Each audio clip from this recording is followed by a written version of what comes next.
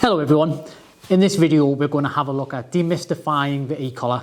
The e-collar is one of the most beneficial yet massively misunderstood tools in all of dog training. I think it's one of those things where it's completely understandable that people who don't have any first-hand experience of e-collars or have basically only ever had dogs that wouldn't need something like an e-collar maybe, would be skeptical. You know, it's people generally think of it as a shock collar or electric collar, electrocution collar, you know, whatever you want to call it. So I know that when I was first when I had e-collars first brought to light for myself, I was at a place in my dog training where I had a 10-year-old Labrador. You know, it didn't do a thing wrong.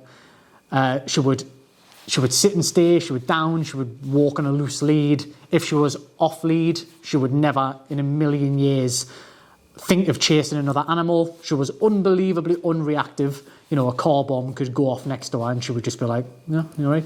You know, she just had that kind of like unbelievably solid temperament. And when I first got into dog training, the training that I did with, I mean, to be honest, she was already a trained dog when I got her. You know, she was a retired gun dog. So it kind of gives you, when I would train anyway, mega food driven, extremely stable, already had a good foundation of training. So when I would put her in a sit and then walk 100 metres away from her and then recall her, you know, I thought I was God's gift to dog training, where in reality the dog could have probably done that without any of my input with training. But she was the kind of dog where she would never, ever require something like an e-collar, not for any purpose really. So when your experience with dogs is kind of limited and you've maybe had dogs before, but all those dogs have been straightforward and, you know, you probably never had to actually see a trainer for any behaviour problems. You maybe went to do puppy training and that was about it. And the dog was just never did anything wrong.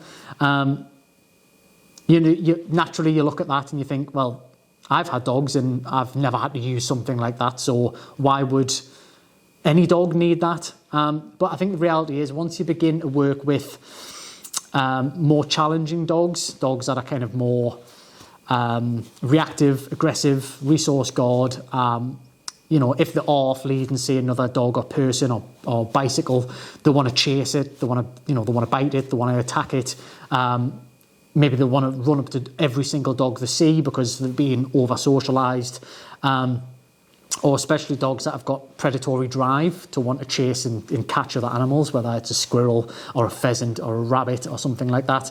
Once you start to work with more difficult dogs that have these tendencies, that's when the kind of the benefits of tools like prong collars and e-collars start to become a lot more apparent, and they become a lot more important for owners of dogs who have more challenging dogs in order for them to have success with them. It's always kind of owners who have their experience with dogs was kind of like what my first experience with a dog was like, and they'll never require a tool like that because their particular dog just doesn't need it. And it does form this kind of perspective that because your dog doesn't need it, nobody else's dog does. And I know that I definitely fell victim to that early on in my training. So for those that don't know, when I first started dog training, I got into dog training as force-free, purely positive. You know, I did all the courses and accreditations with the IMDT, the Institute of Modern Dog Trainers. If I seen anybody using a slip lead, probably not a slip lead at the time, to be honest. They seem to have become more of an aversive tool recently, it seems like. But if I'd seen anybody using a check chain, punishment, consequence, prong collar, e-collar, anything like that, I would have, you know, been given it the big one on Facebook comments or YouTube comments. You know, that's not scientifically, you know, the best way to train a dog and blah, blah, blah. So I think the issue is you don't know what you don't know. So when I first started training dogs, I went and learned through the force-free, purely positive lens, I guess. And you simply don't know what you don't know. As I started to train more dogs outside of just like friends and family dogs and things like that, which is I think where most people kind of start off, you start to see that there are different types of dogs with more challenging temperaments, with a lot more complex issues, and those kind of more advanced tools begin to make a lot more sense. Luckily for me, I was open enough to realise that the methods and approaches that I'd been trained were the best kind of methods, just they have massive limitations on progress. Now, this video is not about the difference between force-free and purely positive, although it's hard to separate them all the time. The reality is, a lot of people that train force-free purely positive, that don't use tools like prong and electric and things like that, their primary focus is not using aversives. Now, that is always going to come at the cost of how efficiently you can train a dog, how reliably you can train them, in what time frame you do that in, and also it kind of doesn't take into the equation the actual natural ability the owner, the handler has to do the right things at the right time. Now, when you do use other tools, it kind of bridges the gap a little bit between the level of problem behaviour in the dog and the current level of capability of the handler. So the right tools never ever fix your problems for you, but they can certainly help to bridge the gap and make the process a lot more intuitive and a lot more reliable for owners in a much shorter timescale. Some people, if their dog, say, like chases prey, they will be quite happy to have the dog on a long line forever and say, I would rather have the dog on a long line forever and never be able to trust the dog around prey and things like that than I would use aversive tools. And if that's what your kind of goals and requirements are, that's cool, no problem at all. As long as you're happy, I'm happy. However, for a lot of people, they don't want to do stuff like that, and they'll say, well, I want my dog to have off-lead freedom regardless of what's going on around them, but I want to still be able to have that control. And that's where these tools kind of really come into their own, where nothing else can quite do it. And some trainers will lie to people and say, oh, well, with recall, you just need to get more repetitions in, you just need to practice it more. But the reality with recall, especially, is there aren't infinite ways to teach a recall. It's effectively recall the dog and make it very rewarding to do so, which we should always do. But it does have its limitations. You aren't always going to be able to out-reward a bad behaviour, because the dog might not understand it's incorrect to chase prey, and in which it's never ever going to stop doing it. And even if you are heavily rewarding for recalling, it doesn't mean that, you know, even handfuls of a food reward or a tug or a ball or whatever reinforcement you're using doesn't mean that you're ever going to out-reward the natural thrill of chasing prey if the dog has predatory drive to chase. It's very natural and correct for certain dogs to want to chase and catch animals. It's just that we don't want them doing that because of the risks it creates. I personally know dogs that have chased prey onto a train track and being killed. I know a couple of dogs that have chased rabbits and fell off cliffs and being killed. I know a couple of dogs that have chased deer and ran themselves so far away the owners haven't been able to find them for multiple days. So for me personally, I would much rather use tools like pinch or e-collar if it meant my dogs don't end up jumping off a cliff, running themselves, missing, chasing cars and getting run over, things like that. And we've worked with dogs that have done all of those kind of things. Now, if you have a very docile, kind of easy dog, you can probably never imagine your dog doing anything like that, which is where this divide between, well, why should you ever use an e-collar come from? But trust me, there are many dogs out there that will chase and attack dogs, will chase and bite cyclists, will chase after cars and get themselves hit, etc. So that's kind of really where these tools stand strong, where nothing else kind of does. So how does an e-collar work? In short, an e-collar allows you to communicate wirelessly with a dog by applying and removing a stimulation while being able to really fine-tune how mild or how powerful that level of stimulation actually is. So some dogs are more sensitive than others. Some dogs are a lot more physically resilient than others. So the ability to apply a sensation and removing that sensation for the correct behaviour or the correct decision making at different levels of intensity becomes very, very important to do. Now, another thing that e-collar does, which nothing else does, is because you can set kind of predetermined levels with a great degree of variability, you can consistently apply a sensation to the dog, because it's digital. It's like a binary thing, zeros and ones, as opposed to something that's more organic and fluid, like pressure on the lead or trying to give a correction or holding a dog back. All of those things you can never deliver 100% consistency because we can never be consistent. It depends on the equipment, how close the dog is, how much slack there is on the lead, how much pressure, how forceful you are or aren't. So all of those things create grey area to the dog, whereas things like the e-collar, because they are digital, it can provide that consistency time and time again. And everybody knows that trains dogs. A vast majority of your dog training is centered around consistency and timing more than anything, and they can be very difficult to do in a very organic, fluid, changing picture, basically. So the vast majority of people who generally look at e-collar training, now in truth, there are tons of different uses and applications of e-collars. Some people use them in sport to create more drive and frustration in the dog. Some people use them as a reward marker. Some people use them as higher level consequences for really bad behaviours, things like that. But the vast majority of people that use e-collars typically use them because they want to give the dog off-lead freedom regardless of the levels of distractions in the environment. So even if you're at the park and there's dogs running around and someone's throwing a ball chucker or whatever, they want their dog to have the off-lead freedom so they can have the best out of life, but they still want to be able to bring that dog back at a moment's notice, regardless of what the levels of distraction in the environment is trying to draw them towards.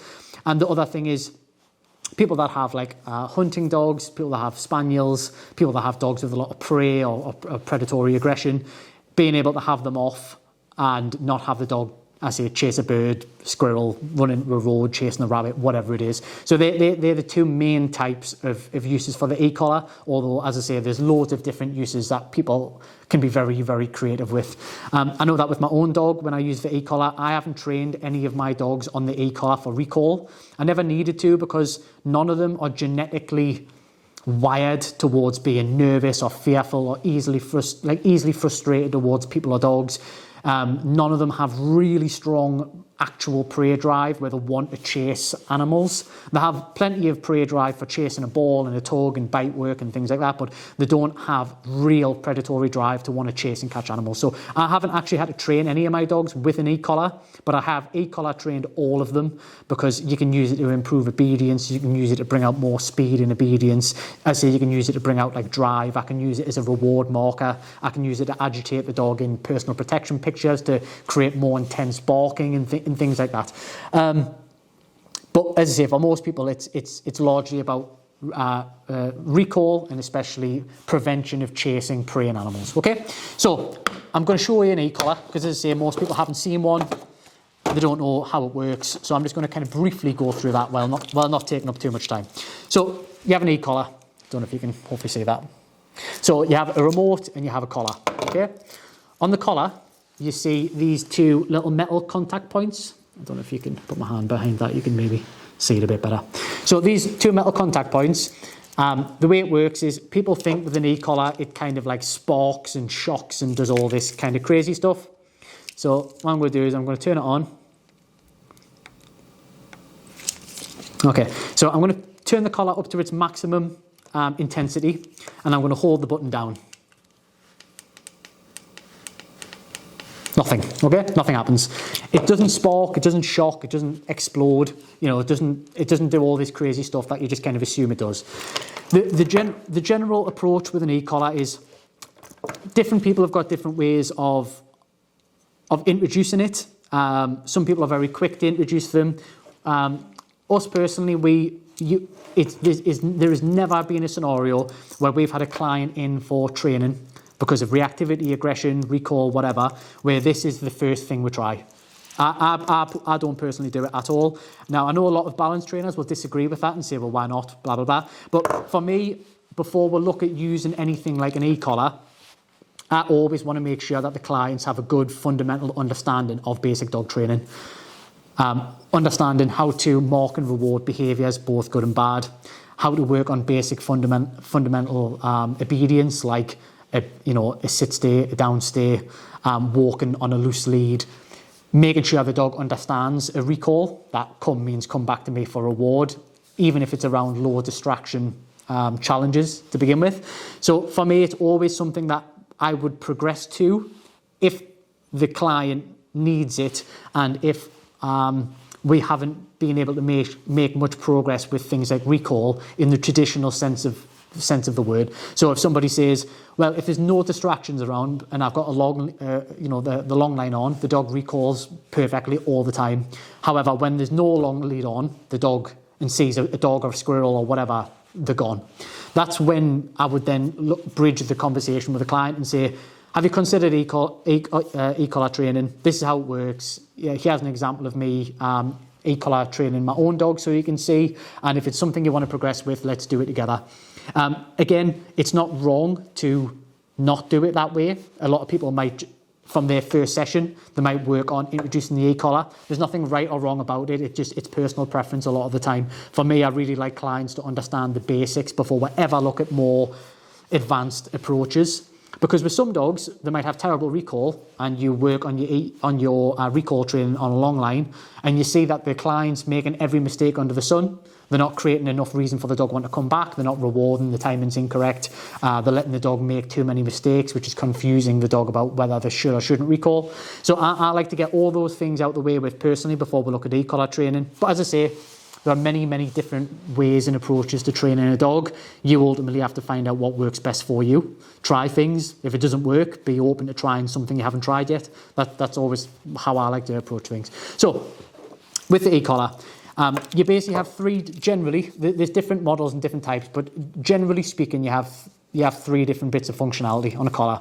One is your vibrate, which is often called your pager. So just a vibrate button. Some collars have got various degrees of vibration, so you can have mild or you can have more intense. Some dogs care about vibration. Some dogs aren't bothered at all.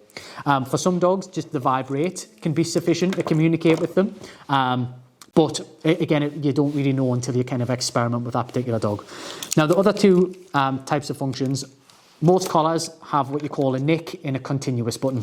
What the nick button does is, if I press the nick button, it just basically sends a signal between those two probes for like a millisecond. And that's to kind of replicate like popping the dog's leash. If the dog kind of pulls forward and you kind of pull the dog back, things like that. So it's just a wireless way of kind of communicating that with the dog. Now, the continuous button will continuously provide stimulation between those two probes for as long as you hold the button down, generally up until, for most collars, it's between 8 and 12 seconds, and it kind of automatically cuts off, like a safety feature in case you accidentally press the button when it's in your pocket or something like that. The buttons are always flat, so that's incredibly hard to do, but it's nice to know that they have that functionality. So the way that we introduce an e-collar to a dog is we do lots of introducing it in the forms of negative reinforcement and positive reinforcement, okay? So depending on the dog and depending on the sensitivities, what we do is we find what we call the working level of the dog. The working level of the dog is the lowest perceivable level of which the dog can feel stimulation. So if I put it on myself and I put it on 8 and press the button, I can't feel that at all. And I might increase it, I might go to 12, can't feel that. And I might go to 18. Can't feel that. Go to 21. Okay, now I can feel it. So I can feel it, but it's extremely mild. Like, if I was moving around the room and pressing it, I probably couldn't feel it. Okay, so what we do with dogs is we find the lowest possible level of which the dog can feel something. Now, again, different trainers have got different approaches with how they identify that. Some people will say put it on the dog and then increase the levels until you see like a head twitch or something like that. For me, that's too high, but again, that's just my personal approach. It doesn't mean that because somebody does it a different way, it's wrong. Again, it's personal preference. But for me, I look for the more subtle sign possible. It might be something like the dog might kind of move its head in one direction, or they might do something like they might kind of look at a different part of the room, something like that. Just something really, really subtle. Now, what we do, depending on the dog, is I might introduce it as almost like a clicker to begin with. So I will tap the button, and the dog will kind of feel the sensation, and I'll go, yes, and I'll pay the dog, Yes, pay, tap, pay, tap, pay, tap, pay. And I'm effectively just teaching the dog that something positive happens after the dog feels that sensation, okay? So it's very much like how you would charge a clicker. Click, reward, click, reward, click, reward.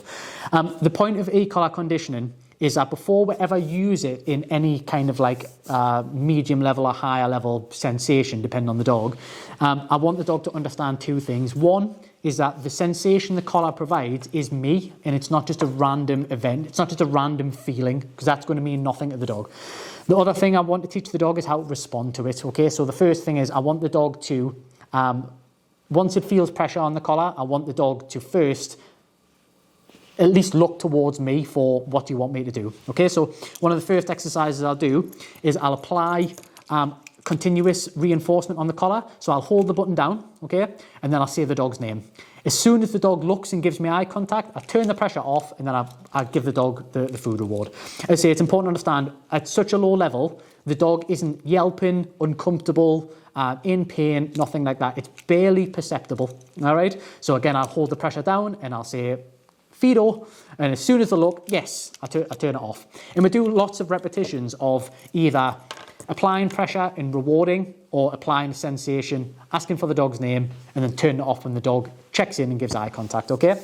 Then what I do is I move to basic obedience. So what I'll do is I'll apply pressure on the collar, and then I'll say sit, and as the dog sits, I turn the pressure off, and then I mark and reward, okay? So I'll go pressure, sit, as the dog sits, yes. Pressure off, mark and reward, okay? And I'll do the same for anything the dog understands. For a sit, for a down, for a place command, any piece of obedience where the dog definitely understands it.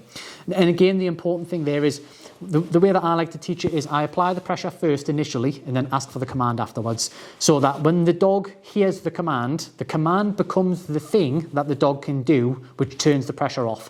And it puts the dog in a position of control. I'm in control of turning that sensation off. The other thing that it does is it helps the dog to be more clear on exactly what that is. So for instance, if I apply pressure and then I go sit, and the dog doesn't sit because they're distracted or confused or maybe aren't understanding the obedience in that picture, when the sensation remains on and the dog eventually sits and then it turns off, it really helps the dog with tactile feedback to understand that sit means bum on the ground, down means belly on the ground, place means, step up onto the place command and lie down or sit down, whatever, whichever way we've trained the place.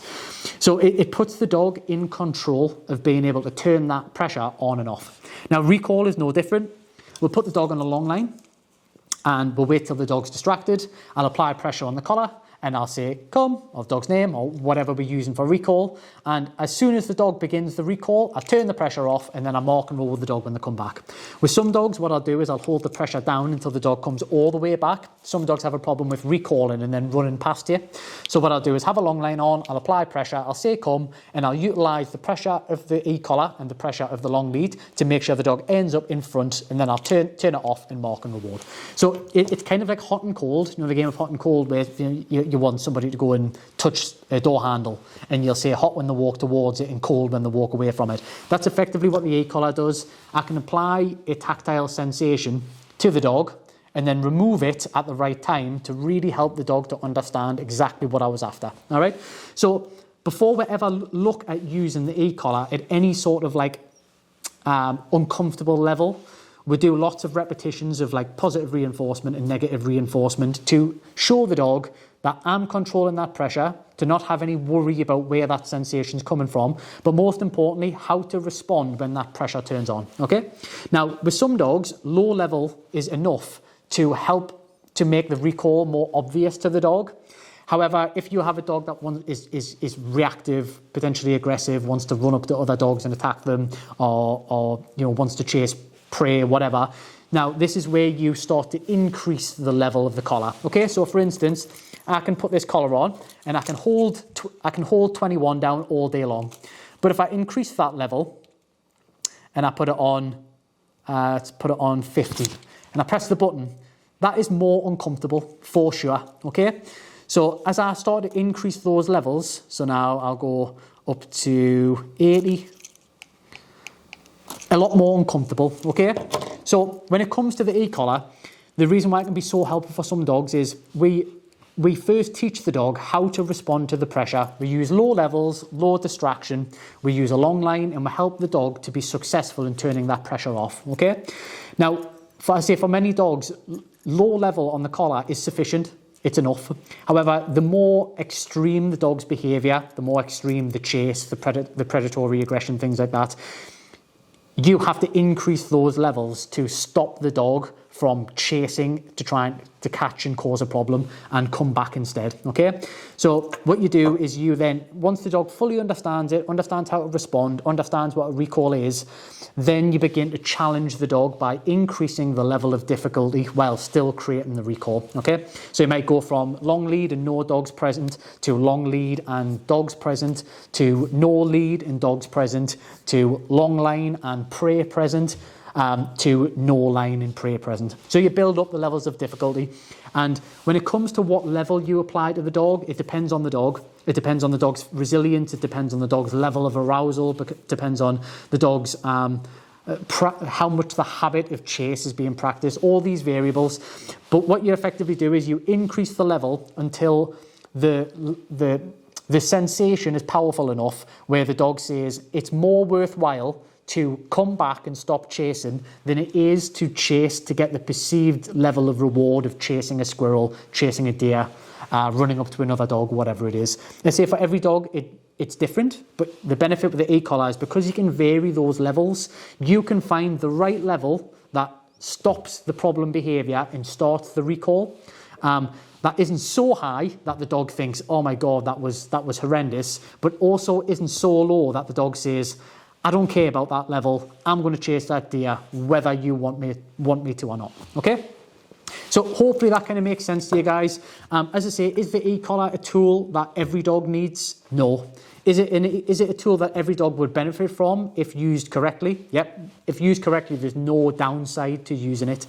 But for those of you that have more challenging dogs, don't think your dog has to live its entire life on a lead or in a private paddock because you can't trust its off-lead behaviour. You can utilise an e-collar correctly and fairly and appropriately with lots of positive reinforcement and create reliability and still give your dog the freedom of being off-lead where many dogs don't and will never experience that. Okay? So hopefully, guys, hopefully that was informative for you at least and you've had some takeaways. Thank you for watching and I'll see you in the next video. Cheers.